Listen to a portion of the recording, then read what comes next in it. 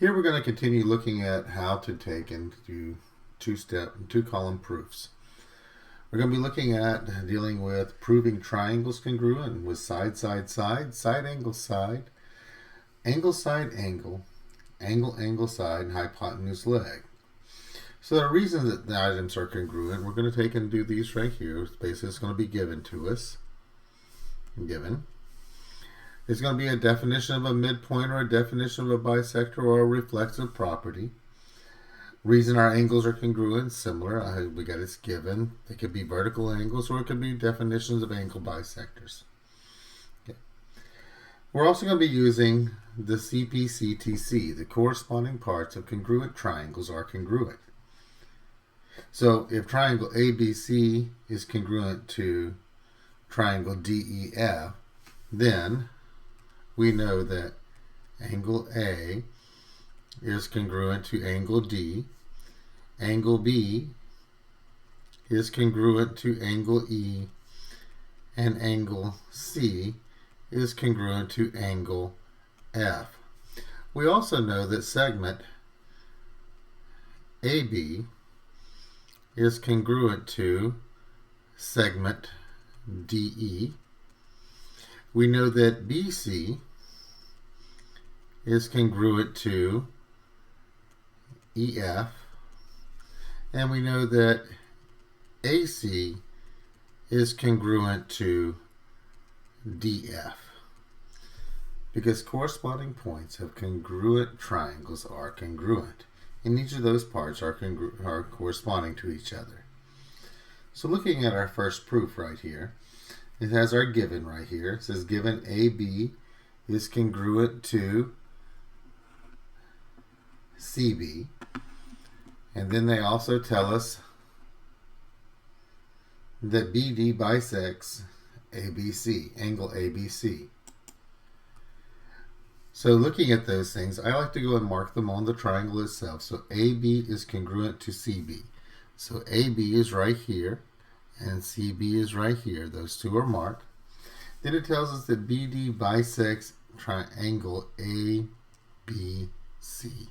So that means that this angle here is congruent to this one. So looking at our two-column proof, our goal is to go through and prove that the two triangles are congruent to each other. So the first two statements here are our givens. So we start off with given and given. The next thing, it says that angle ABD is congruent to CBD. Well, remember, looking at our choices up here, it says, angles. Definition of an angle bisector. So that's what we're going to put right here. A definition, and it's okay to abbreviate, DEF, of an angle bisector. This next one here says that this piece is congruent to itself. Anytime you have a piece congruent to itself, that would be our reflexive property.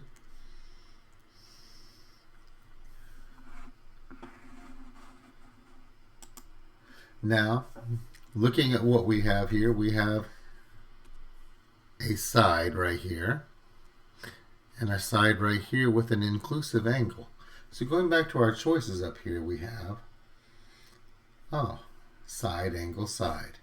So therefore, these two triangles are congruent to each other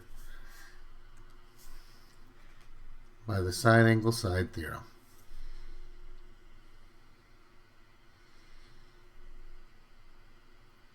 Our next proof here.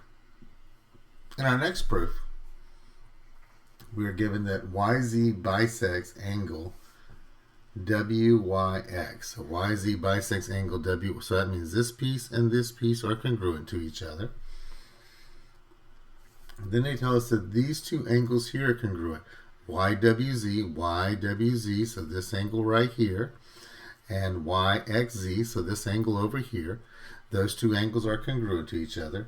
So that's going to be our starting statement. So we have YZ bisects angle WYX.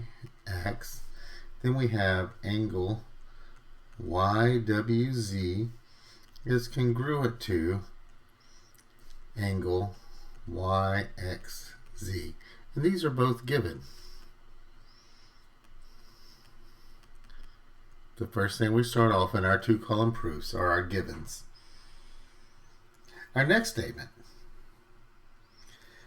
Looking at these here, I want to take and make a statement about angle WYZ is congruent to angle XYZ, and that would be from the definition of an angle bisector. Our next thing we want to look at is this piece right here. We know that YZ is congruent to YZ because of our reflexive property. An item is always congruent to itself, the reflexive property. And now that we have those two pieces of information, we can now say triangle WYZ is congruent to triangle XYZ, and we know that because we have here an angle, and a side. Angle, side property.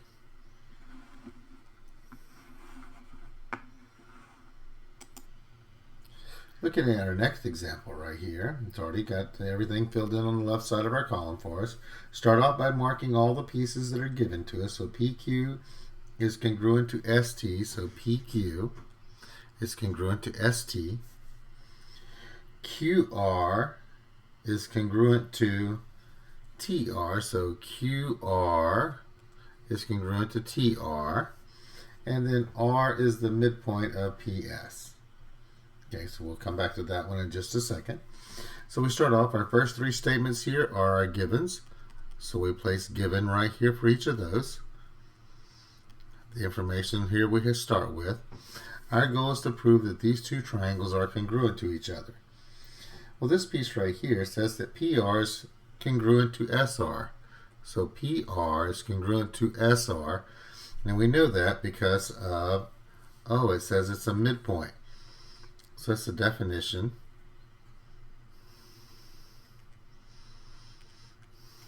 of midpoint.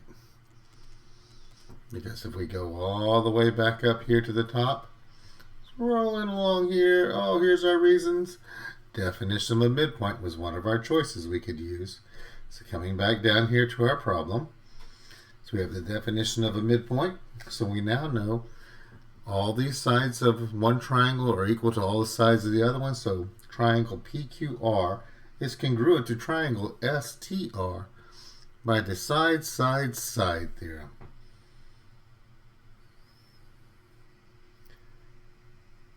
Moving right along here, looking at another example, this one here. We have to do a little more work in filling pieces out for this one. We start off with writing down the givens. Triangle WVX and triangle YZX are right triangles. So triangle WVX and triangle YZX are right triangles. That was given. Then it tells us that WV is congruent to YZ. WV is congruent to YZ. That was given. And then they tell us that X is the midpoint of WY. And that was given. So let's go and get these marked on my triangle right here.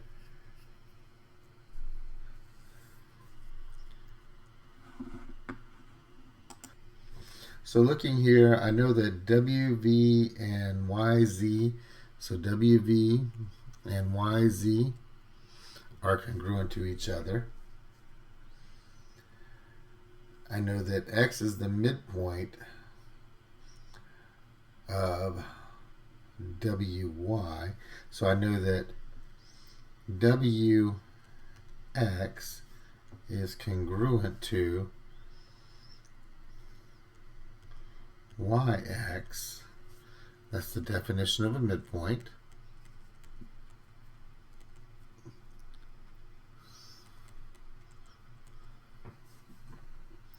And I know that these are right triangles, so I know these two pieces here are the same. So that means this has to be my right angle, since that is the longest piece. Since that's the longest piece, this is what we call the hypotenuse, which then makes this a leg. So I now know that triangle WVX is congruent to triangle YZX by the hypotenuse leg theorem. So we had to go a little bit around the way to get this one, but we can still get there. Hypotenuse leg theorem. Looking at another example here. For this one, we start off with my givens. AC is congruent to AD. CB is congruent to DB. Oops, not DD, DB. There we go. These are both given to us. Given. Given. So let's go mark them on my image over here to the right. So AC and AD. AC and AD are congruent. CB and DB. So this piece is congruent to this piece. Oh, so all I need now is this shared piece right here. So we know that AB is congruent to itself because of the reflexive property. And if we know that, we now know that triangle ABC is congruent to triangle A. Well, I just don't want to write a B today, do I? ABD. There we go. And that's by the side theorem.